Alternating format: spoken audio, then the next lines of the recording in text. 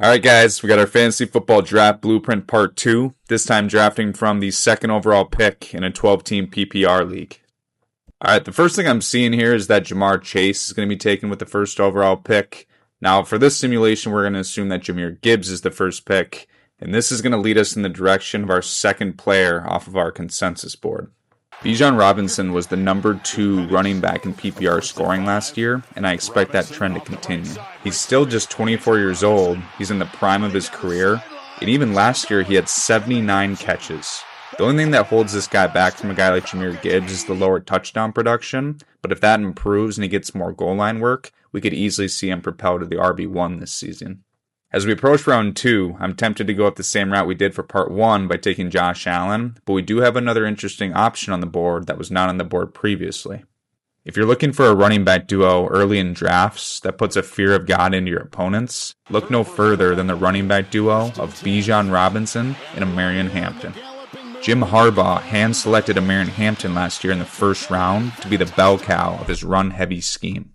Add in the improved offensive line with the returns of Rashawn Slater and Joe Alt, and the ceiling is extremely high for Hampton going into 2026. In part 1, I waited a little bit on receiver, but on this draft, I'm going to capture a true wide receiver 1 early. I'm ultimately looking for a guy that is the true number 1 on their team and will face little target competition week to week. Our model is very high on a guy like Garrett Wilson, who we have as the wide receiver 9 in our rankings, but with the questionable quarterback play in New York and the additions of Kenyon Sadiq and Amari Cooper, we're going to pass on that option for now. This is where we are going to land on last year's top 10 pick, Tetaroa McMillan. He's a big body receiver at 6'5", had 1,000 yards as a rookie, and still has plenty of room for upside. I expect Ted to easily surpass 1,000 yards going into 2026, serving as Bryce Young's top option, and will be utilized heavily in the red zone to justify this early third-round pick. As we approach round 4, you likely have the best running back duo in the league, along with a wide receiver in Tet who you can trust week to week. This sets us up for a great opportunity to attack the tight end position as we see that Tyler Warren is available.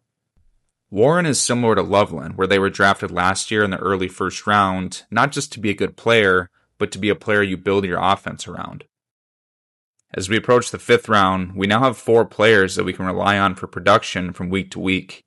This sets up a great opportunity to take on a little risk to see if we can boost ourselves into championship contender status. Most fantasy owners are going to be running from a guy like Jaden Daniels only because the situation feels eerily similar to a guy like Robert Griffin III a decade before. Daniels is one of the few guys who has enough talent both passing and on the ground to finish as the number 1 overall QB in fantasy in 2026. If you're tired of constantly finishing in the middle of your league, these are the type of bets you need to make. As we approach the back end of the 6th round at pick 71, we want to find a guy where headlines is dominating the narrative and it doesn't represent the actual on-the-field talent.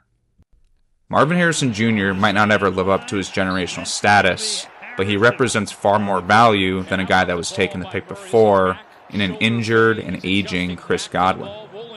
He's not a guy you can rely on for consistent weekly production because the touches will have to be spread out between Trey McBride, Jeremiah Love, and even Michael Wilson. But since we did a good job of securing a high scoring floor in the first couple rounds of the draft, I do like the upside bets we can make with guys like Jaden Daniels and Marvin Harrison Jr.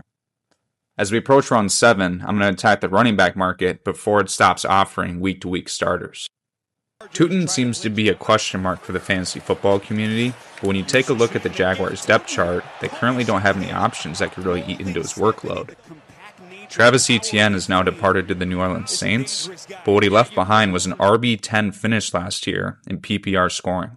I don't think Tootin breaks the top 10, but I wouldn't be surprised to see him with an RB top 25 finish and be a quality flex or RB2 insurance option if, say, Amarian Hampton deals with injuries like he did last year.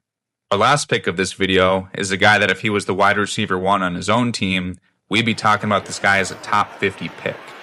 Jordan Addison did have a down year in 2025, but he's only 24 years old and still one of the most talented wide receivers in the NFL. He's an underrated red zone target, scoring 19 touchdowns in his first 2 seasons. He's also capable of explosive weeks, and if you can get multiple of those in a row, he could serve as a great trade asset.